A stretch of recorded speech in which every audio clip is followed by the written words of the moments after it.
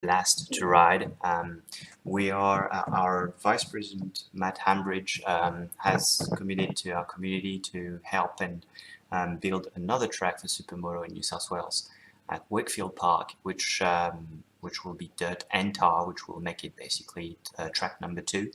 There is also Pheasantwood, which is another great track to ride in New South Wales, but the jumps and the dirt section is not as great, unfortunately. Port Macquarie is really just the best track that we have so far, and we're hoping that with the club we can come up with um, an even better track to ride. And Port Macquarie is about 4 hours north, 4.5 hours north of Sydney. It is 1.1 kilometer long, so it is actually a fairly long go-kart track, and the New South Wales Supermoto Club run riding as well as racing over there. So they usually have an open session Saturday. You can get on the track. The track's open from 9 to 4, and you basically run as many laps as you want. And at lunchtime, we stop and then change direction. So it's great practice on Saturday. On Sunday, you can decide not to race if you want to, and just do track day. And the other guys, there's 3 different classes: senior, fast, and slow. And very friendly, very good racing, and pretty much the only racing we have for Supermoto at the moment. Again, Sydney Supermoto riders, our aim is to broaden our spectrum of tracks and try to bring racing and more tracks to the community. The grip level is excellent. The tar has been resurfaced. The surface has been redone last year, so it actually is a very, very good track in terms of grip. It's absolutely, it's a blast to ride at the moment. No bump, really smooth. The dirt section is fun. There's 2 tabletops and a section that's very slow, a 90-degree corner basically back onto the tar from the dirt, so very fun. Very easy to lose the front and fall, but at the same time you're basically almost at a stop when you have to turn, so really, really fun. The tar is, like I said, resurfaced. Gearing is 1448 is what I find runs best, and I know most of the guys with FS also run FS 450s, also run 1448. Generally, if you're not very familiar with Supermoto, 1448 is usually a very, very good gearing. It allows you to run 1445 for longer tracks like Ludnam or South Circuit. It allows you to run 1350 at Eastern Creek and 1448 at Picton. So really very versatile, and you don't actually have to change your chain. You can really just play with the gearing, which is awesome on the Supermoto. Top speed at Port Macquarie is 125 kilometers an hour. It is on the straight here that you can see. And this is the place where you've got the start-stop section at Port Macquarie, and very interesting track because clockwise or anti-clockwise, you got 2 really interesting first corners that we're gonna cover in a bit of a sec. So really, really fun, especially when you're racing. A lot of opportunities to pass on these corners. And today I'll show you a lap of 1 minute 6.9, which is not great, but that's all I could find on my data at the moment. From a tire point of view, so we cover that very regularly, and just as an FYI, if you become a member with us, so join the AMA and then join our club through the AMA website, you'll be able to ride with us at any track that we ride, including Wakefield, and that will also give you access to those track talks as well as those data sheets, and we have some for many other tracks that we run. So this is, again, by no means an absolute answer to all the primes in the world. This is just by purely my experience. Metzler's SC1 front and Metzler K2, sorry, it's actually not SC1, it's K1 front and K2 rear. So that is a hard rear and a soft front, or medium hard rear. I like the Metzler's on that track because it's a fast track, Port Macquarie. You always carrying a lot of speed and then braking hard and then speed and then hard and speed and hard. So your tires actually heat up very, very quickly, and um, the Metzelers have a harder carcass than Bridgestone, for example. That is also a very good tire, but would destroy really, really quickly. And I find that with a Metzler K2 at the rear, I can basically run a Saturday practice, about 100 laps on Saturday, and then go on Sunday with the same tire and race. By the end of the race on Sunday, it's slippy and slidey everywhere, of course, but it still holds and it still gives good grip if you treat the tire correctly. So really good tire for that type of surface. Also, I didn't put it in here, but the Michelin B, which is a medium, is a really good tire too. I tried this one actually for the first time in February and was really impressed with that tire. So I would also really recommend the Michelin. Just be careful because the Metzler, although it says 165, is actually narrower than the Michelin 160. So with tires, the 160, 165 doesn't actually mean anything. I was told that a while back and realized it's actually true. The dimensions are not reflecting the actual dimension of the tire. So the Metzler 165 is actually narrower and fits a normal swing arm, whereas the Michelin 160 is wider, and sometimes you'll have issues with your chain slapping. But like I said, the Michelin, very, very good tire, very grippy, harder to put on the rim if you do it yourself, very hard, especially on rims that are that doesn't have tube. The lip can get caught. It's a very it's a mushroom type of profile, so it really, really snug compared to a Metzler that's a lot softer and narrow. And the K1. So the K1, the difference between a Bridgestone and a Metzler is the profile. The Metzler would be a lot more round, whereas the Bridgestone would be a lot more pointy. And on track like Port Macquarie, with the speed that you carry, you can actually afford having a more round tire because you don't really need to flick it from one end to another really quickly all the time. You have a bit of time to plan between corners, and that's why I like to use the Metzler. Tire pressure, well, they're actually the same for every track that I run, so I haven't never really changed that. 28 psi front, 26 psi rear on new tires, and that is on warmers, and 26 psi front. That is 28 psi front for a new tire, and 26 psi front for a used tire. And for a rear, I'll do 26 new and 24 for a used tire. That is for the Metzlers. For the Michelin, I think I ran 24 psi last time or 25 psi on a tire that wasn't, that was actually new. Yeah, it was a new tire. So I ran 26 psi to start with, and I had absolutely no grip issues whatsoever. And that was Saturday, and then I dropped it to 25 or 24 psi on Sunday for racing, and again, never really had any issues with grip. So and that track also on wet track is really, really good, really grippy. The straight has white markings where you grid up basically, and those white markings used to be really slippery in the past. I haven't ridden the track with a new surface in the wet yet. No, I have actually. Sorry, I have. And I think from what I remember now, the white section are actually much better. So it is not an issue anymore. It's not really slippery on the straight anymore.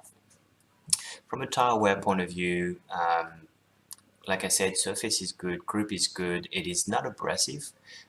So I found that a brand new tire actually lasted me 2 days without any issues at all. You take that same tire at Ludnan, for example, which is also a fast track, a bit faster than actually a bit more fast. A few corners that are a bit longer and a bit more fast, but the tire would destroy itself after a day, half a day, pretty much at Ludnan. Whereas at Port Macquarie, you're not carrying as much speed. You're always stopping, starting. The tires are actually wear really, really well. So the comment that I would make is the same for all tracks. And when you start Supermoto, a lot of people put their money towards bling, towards brakes, towards slipper clutch, towards all these sort of things. But really, the best money you can spend is on your suspension. If you want to become comfortable with your bike, if you want to become fast, the best thing you can do is buy yourself a proper set of springs that are adjusted to your weight, and expert advice to set up your suspension properly. That is sag, static sag on your bike, and also making sure that your rebound and compression are set properly. Your spring should do the most of your of the work and allow the tire to work really at full compression. If your springs are too hard, you're basically going to ride on your tires and destroy your tires. If your spring is too soft, you're going to have rebound issues, you're going to have grip issues, and you'll suffer the same. So it's not actually that expensive to make sure your bike is sprung properly, and then set up properly, and that will give you the best bang for buck. And that will make sure your tires are also wearing properly, and you'll actually save money in the long run. So for the guys that comes and usually come from an MX background, if you take a motocross bike on the Supermoto track, you'll have heaps of fun. There's absolutely no issues with that. But you'll find as you get faster and faster and faster that you'll lose the front. The front will skip, and you'll be like, oh, what's going on? It's simply just different valving, different springs, different intensity, different use of your suspension. So make sure you look at that. I tried a Bridgestone a long time ago, and the front tire specifically was chewed and destroyed. The profile of the tire, rather than being pointy and flat, the wall of the tire was basically a chunk and then coming out, chunk coming out. That's typical of Port Macquarie. Those two corners, the first two corners here, when you full on the straight and get in here, or you full on the straight and get in here, you basically full on pushing on your front tire as you brake to try and get into through the apex, and you basically destroy your front tire in these corners. So again, I think a Metzler is a very good compromise. I've never had an issue, a bad wear with that tire. And finally, the dirt section doesn't cause any wear to your tire, but at Port Macquarie there is a jump between dirt, tar, and dirt again. And when you do that, you're spinning the tire as you come out of the dirt on the tar and then back on the dirt. And when you do that, obviously you flick a whole lot of rocks, and potentially also your tire is spinning. So that is also another place where you destroy your tire. And I'll talk about that a little bit after. So we'll have video analysis. We'll have a look at that in a sec. Let's have a look quickly at the lines. So this is your track, Port Macquarie. This is your entry, either on that side or on that side, and this is your straight line basically with where you start racing or your track day. So there's two different lines here: fast lap and slow lap. Fast is red, slow is blue. So a bit more deep on the entry here and a bit more narrow on the exit here. Seem to be a good line to take. And yeah, that's the shape of the track. So basically, this is your dirt section. Actually, this is your dirt section from here all the way there. We'll have a look at that in a sec in the video. From a speed point of view, how does that look like? So obviously this is your straight, so your fastest speed will be taken here, about 125 kilometers an hour. Yeah, and then no surprise, that back section here is pretty much the second fastest speed at Port Macquarie. And that section is fairly slow, basically. From a throttle point of view, so that is throttle versus what is this? Actually, I think that's the same thing we saw earlier, so sorry, that's a duplicate. So that is bike movement, so that's where you would basically lose traction on the rear wheel, so where the rear wheel will spin faster than the front wheel. So on this corner, as you come in, so basically as you're coming into the straight here, there's fairly loss of grip here. It is grippy, but the thing is you're coming out of the dirt from here, so you still have dirt on your tire and all the way around. So as you come out of this, there's usually a few back end slip that happen here, and that's what's reflected here. This corner coming out of here because you carry a lot of speed. This corner coming out of here because again you're hard on the gas coming out of this. Not so much here. This corner a little bit here as you come out, because you if you want to come out hard from here to end up having the maximum of time here, right? That's a fairly long back end straight, so the earlier you're on the gas here, the better. And here same thing, loose of grip. But this corner is, it's always been crap for me. I've always find that the grip on this corner coming out is never really good. I don't know why, I can't really explain it. Yeah, and it's obviously your dirt section. So as you come out of here, here, this is the dirt, so you're spinning obviously, then you're jumping. And then as you're coming, yes, that's the jump here, which is probably why it's red. And then we have a 180-degree turn on the dirt here with a bit of spinning and again a tabletopping. And that's your braking section. No, sorry, that is your angles. So where you spend time on the angles. So on the entry on that corner, you fairly leaned on the bike. That corner here as well, you basically put your bike sideways. This corner here, you carry a lot of angle on this corner and through this as well, because once again, like I said, you early on the throttle here, so you carry a lot of speed and therefore angle on this corner. In here as well, because there's a kink, but you're actually coming quite quickly on this corner. We'll have a look at that in a sec. And this corner basically, which is you're coming out of the dirt and you've got a 180-degree back on the straight, so carry a lot of angle here too. And braking, finally, so that's your braking zone, so no surprise, come hard here on the gas and then start braking at about here, hard on the front brake and then release slowly, progressively as you lean into the corner here. Second hard braking zone is here, that's a good passing zone, but tight. You basically got to commit to get into this corner. And that zone here, interestingly, this zone, you always come out wide and you want to make sure you hug the outside line. So there's always a bit of front brake, but especially rear brake here. We'll have a look at that in a sec. This zone, very brick braking section here. That's what, speaking of braking, where I broke my leg. So this section here, good overtaking opportunity. You can put yourself on the inside. But yeah, you're coming out fairly fast of that corner here and basically hard on the brake and hard on the brake here, but that's a given because you're coming into full on dirt section where you have to turn on the dirt. So you're coming here about 80 km an hour and you have to wash up as much speed as you can to be slow and steady on the dirt and not fall out. Cool, so let's just have a look at the video now and see what that does. So this is a lap, that's not the fastest lap, this is a lap where I was following someone basically. Have a look at the video and you'll see there's some data points on the video. So the braking will be on top right, front tire temperature, rear tire temperature, and the throttle.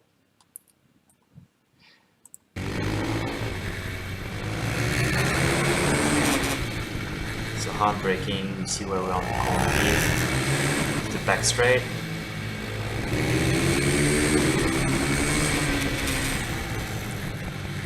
That corner where I find the biggest grab. Very hard on the brake.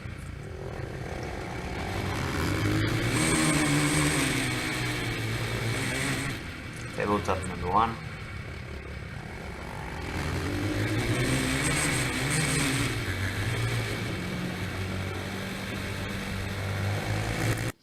Okay, so I'll pause here. We haven't done a full lap yet, but I'll just comment out now from the start of the lap. So we're getting onto the straight now and through the starting lap. So I'll comment out. We're basically coming into the corner where there's less grip, and you can see why. If you look at the tire of either in front of me here, there's dirt on that tire, and you're already full on the angle, so you're basically washing out the dirt as you're accelerating out of this corner. And you want to accelerate on this as quickly as you can and early as you can, because this whole section here, about 125 kilometers an hour from 50 kilometers an hour, so you want to make sure that you maximize your throttle without losing grip.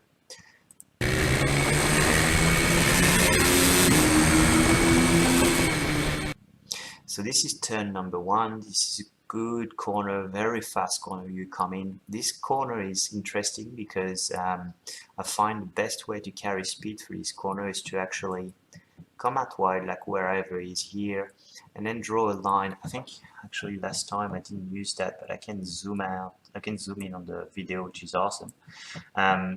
In this area here, you basically come from here and you'll start hugging the apex early, and you'll double, it will be a double apex basically. So hug the apex, push yourself wide as you're trail braking the front, just enough that you can then do a triangle and then come back straight onto the other side.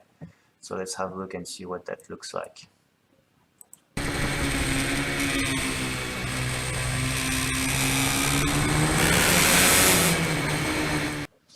So second corner, like I said, another hard braking zone, a good opportunity to pass. I could have probably put the bike in front here, but then you got to commit because you're really hard on the brake here, and that turn is fairly tight. So I've seen a lot of people basically overshot the corner and run wide or even run straight there. Very hard to master, but a good opportunity to pass. So you'll see Ivor would basically is slightly on the front here and will basically close the door on me, and that's a typical racing move on this track.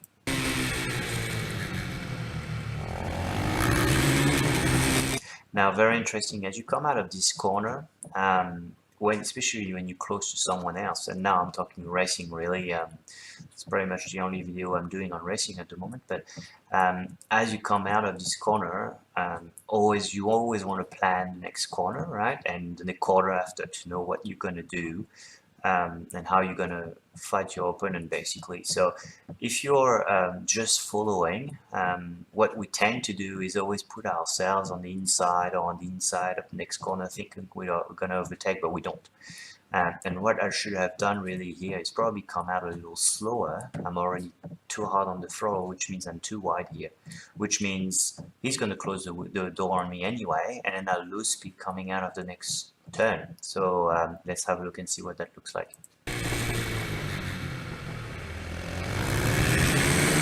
Now, very interesting. So you see how wide I run on this coming out of it and how narrow he is on the inside here. So I figured out what the issue was.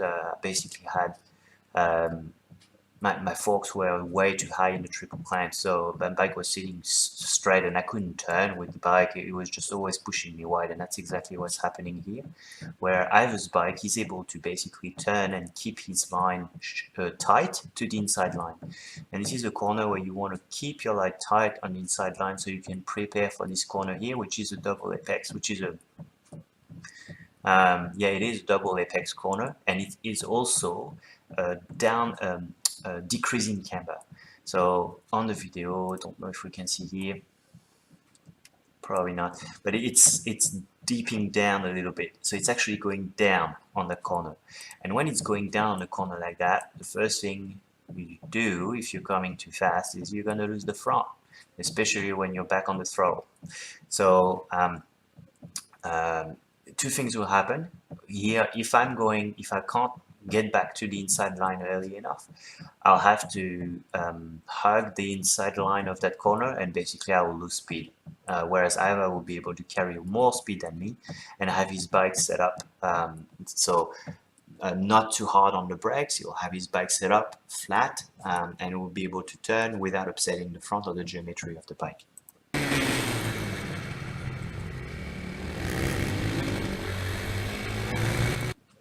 And that's exactly what happened. Now this corner is an interesting one. I short shift for this corner, so I basically go from second to third.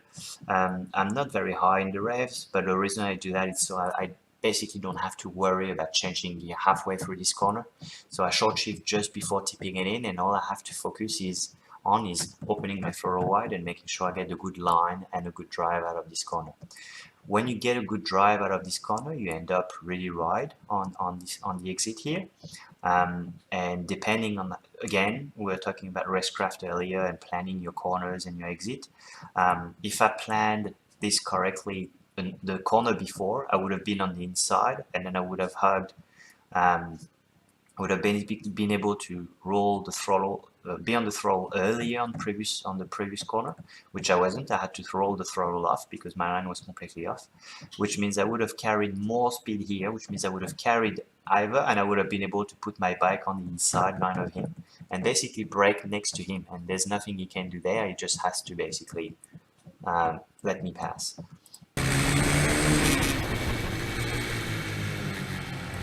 So either line was really good here, right on the outside, tip in late, and then basically square it off, except for him, what he's doing is he carries a lot more angle. As you can see here, I'm not totally on the inside, I'm slightly in the middle of the corner. And the reason why is so I can basically hug do a late apex here, because the next corner, I don't know if you see here, but the next corner will turn right.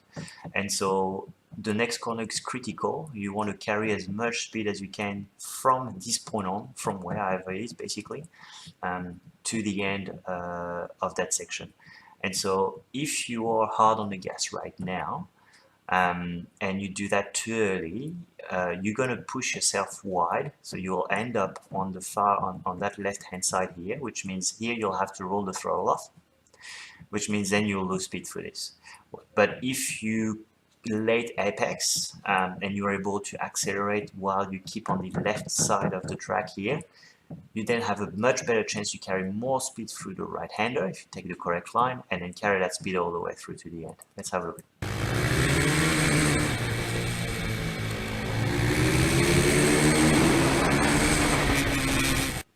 So I basically not did the opposite, but that wasn't the best line I had. I don't know if you see, I had to basically fight to try and bring the bike back on the left, and then fight to bring the bike through the apex in the middle, and then the bike was running wide.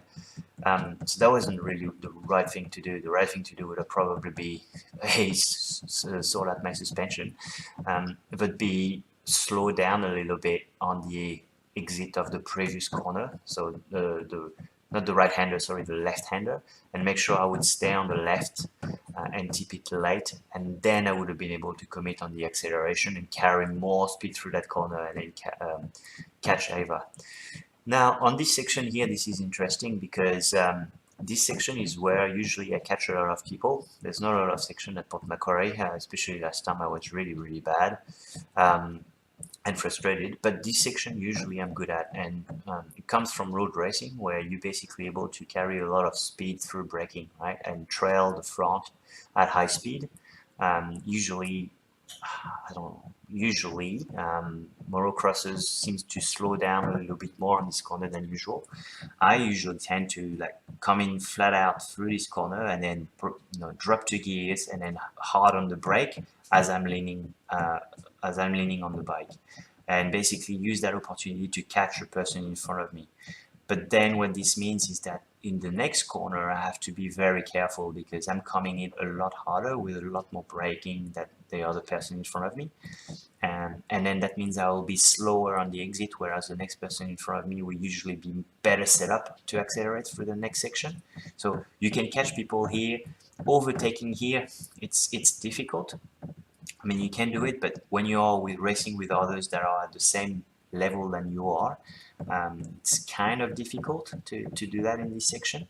But I guess if you are with, in a track day or with people at different levels, you can easily come in on the inside line and overtake them there, and then let your bike push wide as you trail brake, set yourself on the wide and exit the right hand side there, and then corner through the next corner. And when you corner through the next corner, make sure that basically you're not carrying too much angle and you're not too hard on the throttle. So I mean, you want to be hard on the throttle everywhere, but obviously this next corner, you tend to carry a lot of angle, and when you do, you're limited with the amount of throttle you can use here. And if you remember earlier on the graph, that's where you got loss of traction. So you want to be gentle on this corner coming out.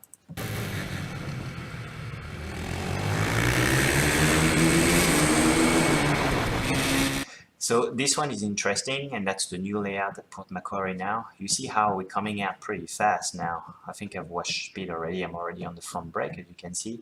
I was probably around 90 k's an hour here. But you're coming 90 k's an hour, and then you have to become pretty much to a dead stop, because this is a 90-degree on the tar, on the dirt. So if you're coming too hot and you have to brake or trail brake through the dirt, guess what's going to happen? And that happens, that's the Port Macquarie special here, where people lose the front or come out of this with too much gas and then go sideways, and then everyone behind piles up and try and go around them. That's a typical Port Macquarie thing here to happen. So what I found last time I wasn't too bad there. What you want to do is, you see I'm slightly tilted. You want to make sure that you are, like I have, absolutely flat and straight, so you can use the maximum amount of braking on your front tire and also your rear tire. And what you do is, as you start leaning the bike to turn into this, you start progressively and simultaneously releasing your front brake, but you can actually still keep your rear brake real hard.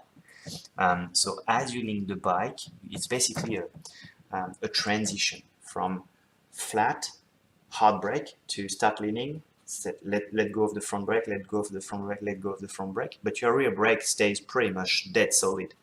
And what that allows you to do is also start sliding the bike. So you're no longer braking on one axis, which is front and rear, but you're also braking by putting your wheels sideways. And that's like something that you would do on the dirt as well, where you push both wheels against the bum to allow you to bounce back. On the tire, you can do that too. There's no bum, but you basically, you transition your wheels so you can actually also use the braking that way through the sliding, and then square up as you get into the dirt section. And that's what's going to happen here.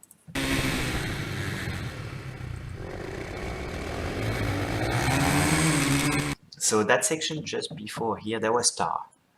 So we were on the dirt, then tar, and now we're back on the dirt. So that tar section, really slippery. So you want to make sure that by the time you hit that tar section, you're straight. You're straight, and also I've seen a lot of people like full gas, because especially when you're in racing, you're trying to catch the person in front of you. So full gas, like, rev, rev, rev. It doesn't really make any difference whether you're full gas or you're 3/4 of the gas. I usually try to keep as much grip as I can through that section. If I'm slipping through the,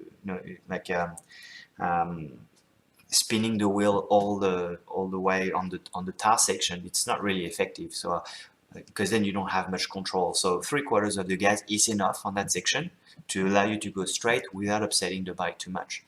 And now we're coming to a section where we have a first jump, a bump with a 180 degree, and a second jump.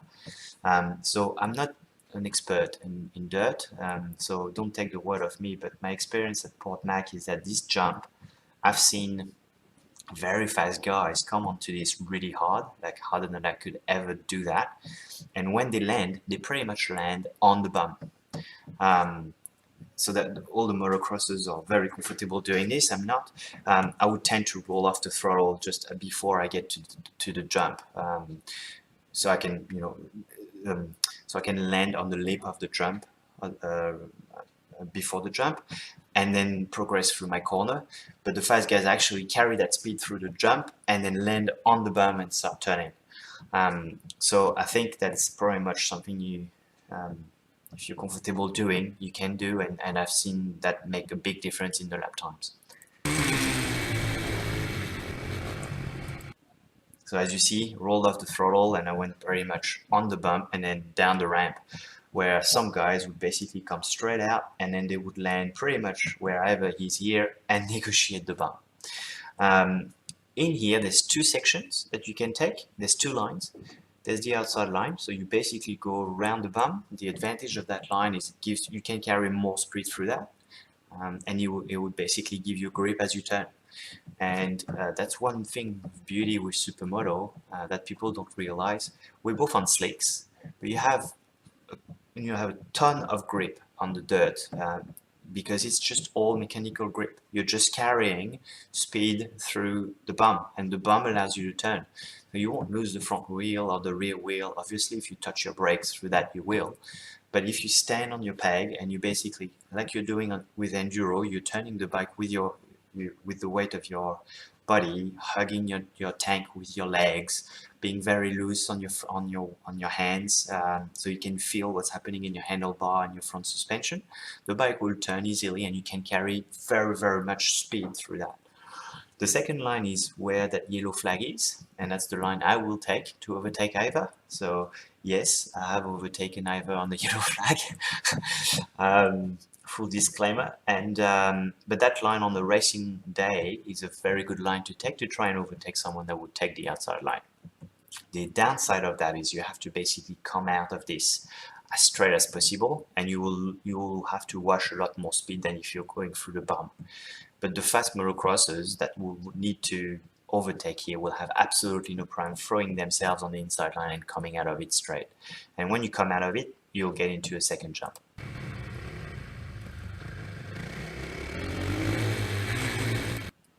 So that second jump is also fairly long. Because I took that inside line, I didn't have as much momentum to jump the bump and actually land on the lip here. So you see the lip is here. So if I had to take an Iva's line, I would have probably been able to jump the bump completely and land on the lip, which is the right thing to do. Because you carry a lot more speed and you're basically upsetting the bike a lot less. But because I was inside line, I had less grip, less speed, and so I basically jumped I'm on the tabletop now where I should be in the air. That section here, there's always a bad bump around here, so you want to make sure that you're on the gas, basically. You're not rolling off or you're not hitting the brake anywhere here because, yeah, there's a little bump here. And also, when you race often or when bikes run there often, this, especially when we run the opposite direction, as you come from the tar to dirt, you spin all that dirt into the tar here. And so it's very easy to get onto dirt here with too much angle and lose the front or lose the rear. So as you come onto the tar here, what I always have in my mind is I'm basically walking on eggs. I'm always just very careful and attentive to what the bike is telling me and the level of grip I have. And then I progressively ease myself into more power as I feel like, okay, it's gripping, and then I come out of that corner. So that's what's happening here. So have a look at this. This is a platform here with sand and dirt, so really slippery. So you want to be straight on that, and then tilt the bike and start basically washing off that dirt progressively on the throttle. And I'm very shy on the throttle here. I've seen a lot of people that are way better than me on this corner coming out, and I end up way at the front because they're just not throttle shy, so they accelerate a lot harder. You see that? I'm only at 1/3 of my throttle here. I know some guys that will be full throttle here, you know, no issues. And like everywhere in road racing or motocrossing, the earlier you're on the gas after a long line, the more time you're gonna shove. So that's the corner that's really tricky to master. And it's experience, and it's just feeling on your bike and feeling comfortable with the level of grip you have.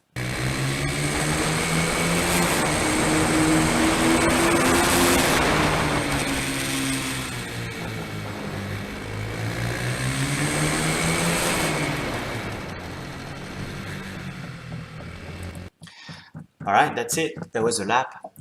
So what we're going to do now is just quickly dive into the data.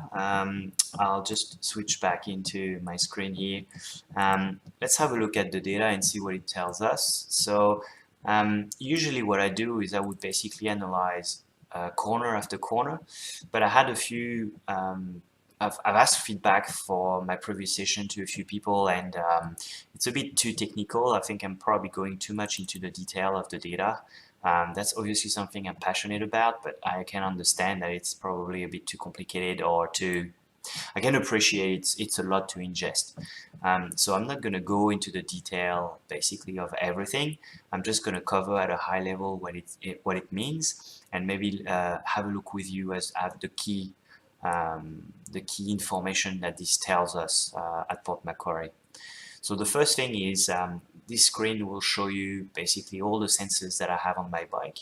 That is the front brake pressure, the rear brake pressure that I apply on the track, the front tire temperature, rear tire temperature, the leaning angle I carry with the bike, and then speed, RPM, the throttle that I use from 0% to 100%.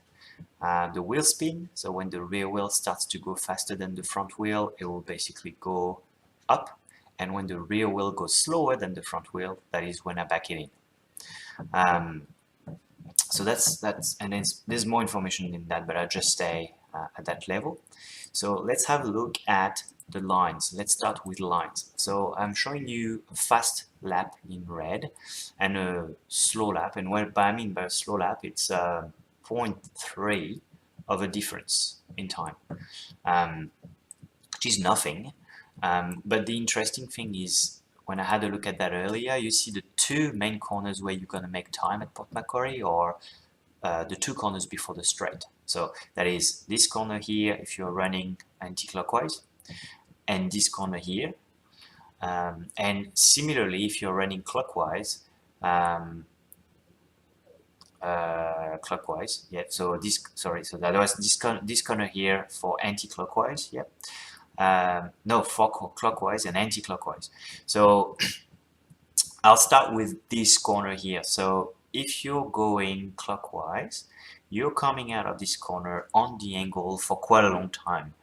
And this corner is tricky when you're coming that way, because I've seen a few people lose the front end or even high side on this corner here. It's very easy to do. You're for a long time you're on the angle here, and so as you come out of this corner and you're starting to get on the power, you basically your tire has been on the angle for quite a long time, so you actually raise the temperature of your tire, which is, I said I won't get to the data, so it doesn't really matter, but I think that's my front tire temperature here. So you see the tire temperature basically increases as you're getting into this corner. And so what this means is you basically start to heat up your tire, and at some point start to lose grip. The tire starts to grip less. And if you carry the same amount of angle that you do carry, as you come out of this corner, it's very easy to lose the rear end. Now, the next thing is, as you get into this corner here, that's probably second corner or corner number 2 where I would catch a lot of people at Port Macquarie, because again, very similar to the corner here in the back straight, you come in with a fairly big amount of speed here, and so on that kink, I'm not afraid to come in really fast and start hitting the brakes late as I'm on the angle, trailing the front. That's the same thing here. You're coming really fast here, about 120 k's an hour, and you're actually braking, but you're pushing your bike all the way to here pretty much to do a lead apex and then turn in.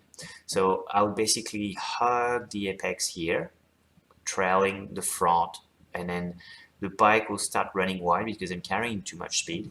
And at this stage now, I'm starting to lean the bike more, so I have to actually release the front brake, right? But then I start using the back brake to pull me back in, so I can then turn and get into the dirt section. So that's one corner where you can carry a lot of speed and make a lot of time at Port Macquarie. I think when we look at this lap was actually anti-clockwise. So that was actually the line coming out of the corner, and that fast line was a wider line coming out and then hugging back in, full on power here. And what's interesting is, as I'm coming out into that that first corner, that's what I was telling you earlier. I get in a little early and then I hug the, so again, do basically a 2-point corner. So hugging the inside line, the bike pushes me wide because I carry too much speed, so it pushes me a little bit wide, but then it allows me to round up my, come back in basically. And as you see here, that's the tipping point where my speed, because I went a little wider, I was able to come back in and prepare for my next corner here. Whereas here, I came in, I was hugging the inside line for all the way, coming out on the power. And here I'm probably coming too wide. The bike's pushing me wide. I'm not able to negotiate or push with the bike to stay on the inside line. And therefore, here I suffer.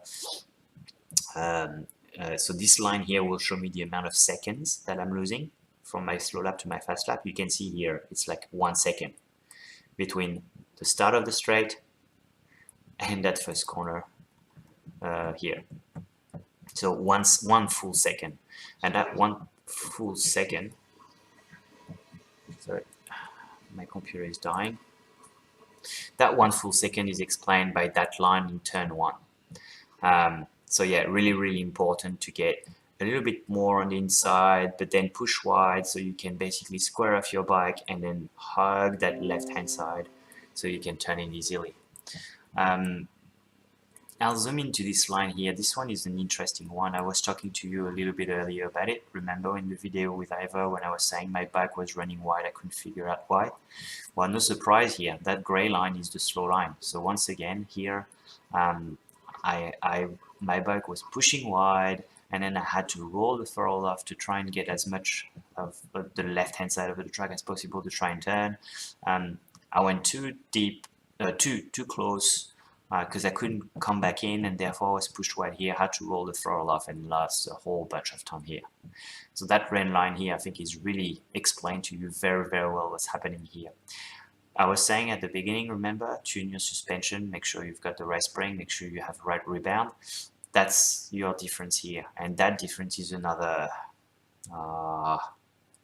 actually it's very similar here, so it doesn't look like I've gained any time, but I basically, it means that I'm still a full second behind. So that red line here is the optimal line to take. Now, that corner here, like I said, very tricky corner. It looks like both lines are similar, so from that point of view, it looks like I'm able to square off the bike and stay on the left-hand side of the track. But what's interesting is that red line here, I basically got pushed a lot more wide. And at that point, I've lost time. So that red line is actually not great. It looks like that gray line is a better line to take through this corner, because I was able to hug basically, yeah, the line I took through that apex was a little bit more close to the apex and didn't push me as well, so I didn't have to fight the bike to try and get back in line. Where with the red line here, I would assume that either I had some break at some point or I had to roll the throttle off a little bit to be able to prepare for that line here. I think that's pretty much it. I mean, the rest is pretty, very similar. Difference would be here where on the bump I took probably that inside line here with the red. So the line I took on the video when I tried to overtake Ivor, and that's probably the bump here. Doesn't look like much, but that's the difference, probably 1 meter between the two. And from a speed point of view, you see like on the dirt, you're at 24, 25, 26 k's an hour. So really it's not that fast. And then back into the straight. So that's from a line point of view. Now what I wanted to show you was a lap replay basically. So we've seen the video earlier. Let's have a look at a lap replay from a data point of view. And I think that's interesting because that will show you how I apply the brake and the line that I take through the corners and the difference, basically where the difference is made on the track. So the fast lap is the blue lap. The fast lap is the blue lap and the slow lap is the red lap. Actually, let me put the slow lap in gray so we're consistent with what we're looking at behind. Okay, so our fast lap is the red lap and the slow lap is the gray lap. So have a look at those bubbles here and you'll see what the difference means. So here you'll see the front, when I apply the front brake on the slow lap, when I apply the throttle, and when I apply the throttle on the fast lap and the front brake. Let's have a look at it. Okay, so in the gray, I'm actually very similar to my fast lap. My fast lap here, I'm getting a bit faster, applying the brakes. Now throttle earlier. Very similar here. So this is the tricky corner. On the fast lap, remember, I was able to square it I had a much better line here. So you see what it translates like from a line point of view that we've seen earlier. It's huge. So here on the gray lap, I probably try to push really hard to brake late, but then I'm losing a whole bunch of time for this section. Now I said here that I was rolling off the throttle a little bit. You can see I'm actually catching on the slow lap my fast lap, and then here all the way, brake hard before the dirt section, square off the bike, try and be straight as you come out. Very difficult, tricky to get, and by that point it's already made. Like, I mean, I think it's pretty similar in terms of throttles. Now inside versus outside line, look at the throttle. I have less throttle, actually very similar in terms of throttle here, and then where I apply the throttle for the last corner, very tricky. A lot earlier on the slower lap, a lot later on the fast lap, and that's actually interesting. I'm catching my fast lap. So in summary, I had a much better line through turn one, which made me gain an advantage through this corner, and then so I came out a lot more close to the outside line, so I could prepare for this corner, so I could actually end up on the outside line here, so I could make my corner a lot better here. So it all started from this corner, really. So very interesting to see that, you know, sometimes slow is fast, making sure that you prepare for your next corner so you can come out of the next corner faster, and then this next corner faster. It's awesome at Port Macquarie. It really just shows how you know, preparing for your fast for a fast lap is not necessarily trying to go fast everywhere. It's trying to really be smart about the line you take on that corner to exit off that corner pretty much fast. However, I screwed up on this last section. It looks like I probably had the wrong line, or I was trying to carry too much speed too quickly in here, and I was catching my my fast lap basically on this last line. Yeah, I think that was an interesting thing to look at, and if we maybe have a look at the line that I took here that made that difference. Well, so here it is. I probably because I was hugging that inside, I was probably too fast on the throttle here, which pushed me wide. Right, and I had to roll up the throttle so I can come back to the apex, so I could, you know, stay on the track, so I could then accelerate. That's probably what happened on my fast line, whereas on my slow line, I was probably a bit slower here, but I basically put the throttle at about here, and was able to open wide and run basically, you know, a perfect line on the ripple strip on the outside here without having to roll off, and that's where I made the time. So yeah, really interesting to see, guys. I hope that gives you a few pointers on Port Macquarie, and that is the anti-clockwise part of the track. So like I said, I don't think I'm going to run through each data point for you today. The last thing I wanted to show you was it's called track report.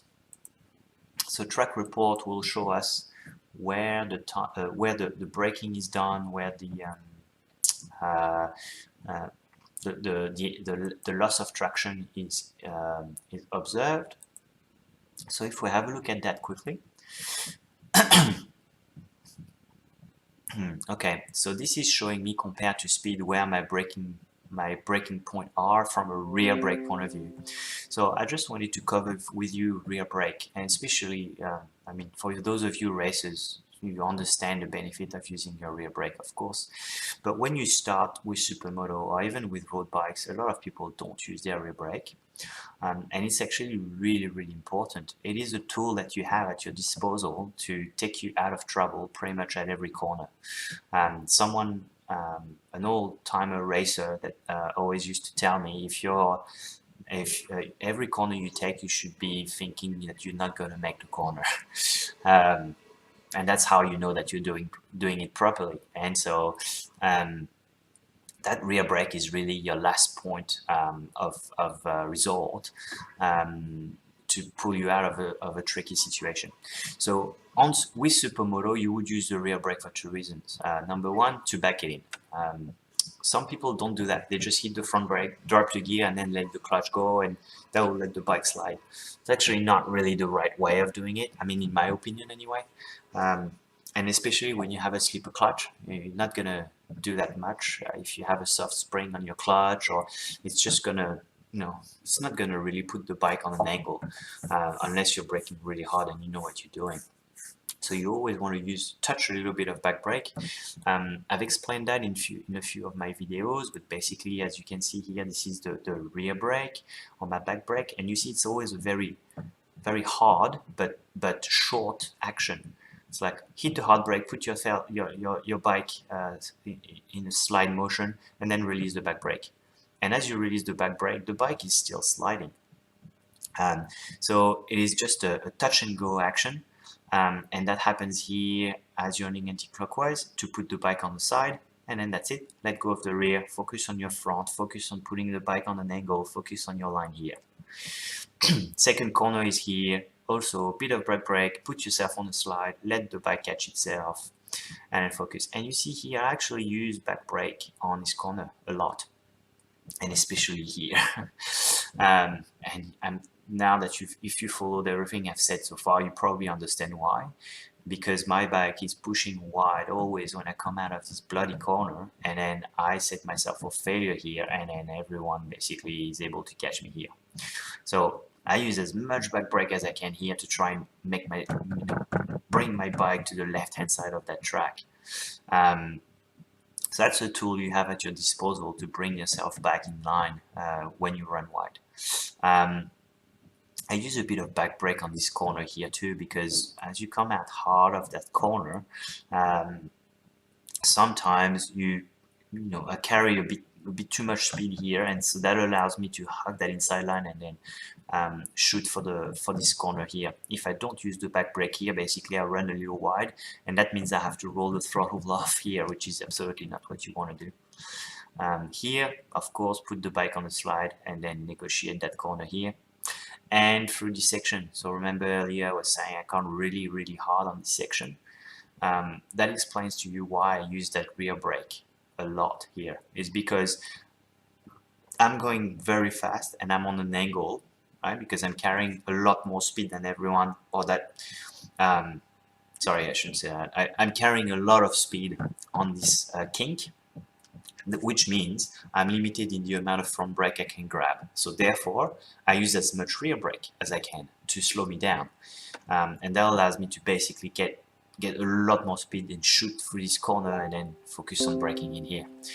And then in this section here as well, because like I said, you want to maximize your braking as much as possible before you get on the dirt, because once you touch the dirt, there's no coming back. And also because as you get on the dirt here, you want to square off your bike. So remember, the action I was talking about earlier when you come here is as straight as possible, grab a handful, and as you start getting to the dirt, use your rear brake to put your bike on the slide, and imagine that there's a bump here. So that's pretty much it from a rear braking point of view. What we can do now is basically have a look at front braking, and I think the last thing we're going to do is have a look at leaning angle and loss of traction. So from a front brake point of view,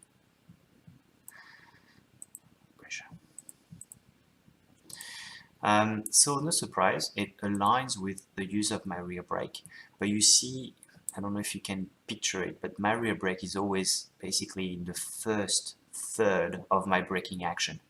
And you see here how I trail the front brake through this corner. I didn't on the rear. My rear was basically hard here and then let go. hard here and then let go. So it's always a transition, and when you ride a motorcycle, it's all about transition, it's all about smoothness. So it's always a transition between rear brake, front brake, and then let go of the brake and roll the throttle.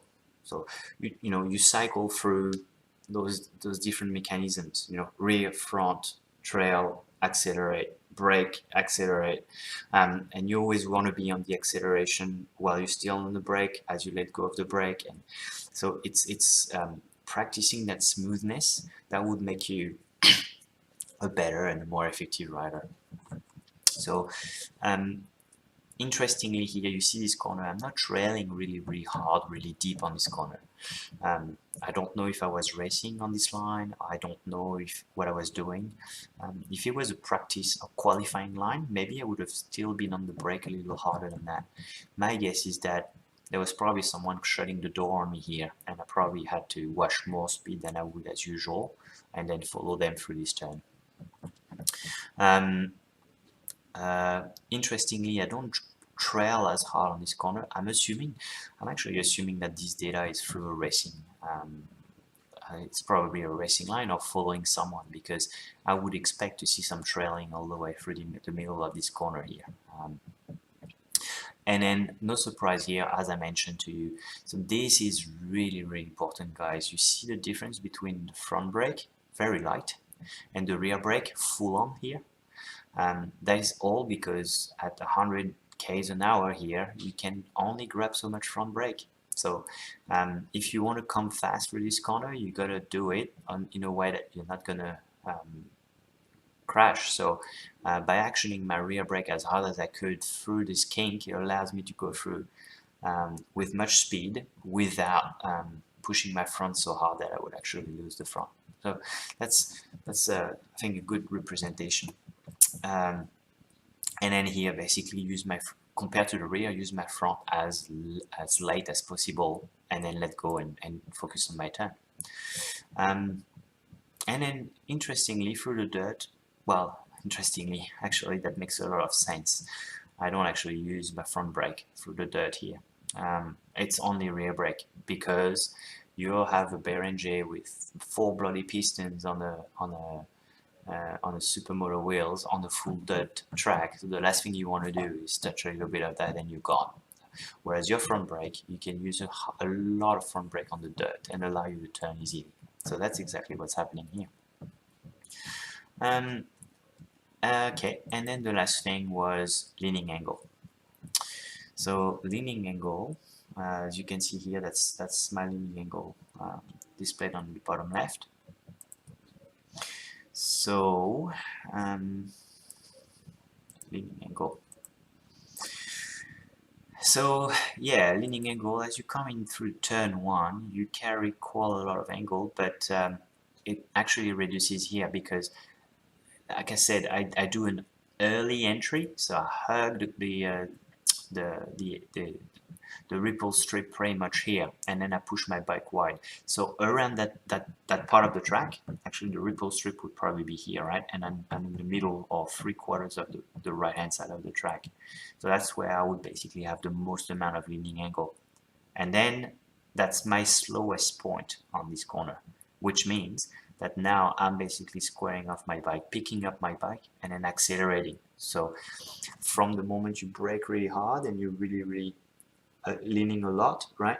There's always that transition at the moment where you're like, okay, now I've washed enough speed that the bike starts to turn in. So now you lift the bike up, and then as you lift the bike up, you accelerate. So the acceleration is actually, the throttle is actually what will help your bike square up.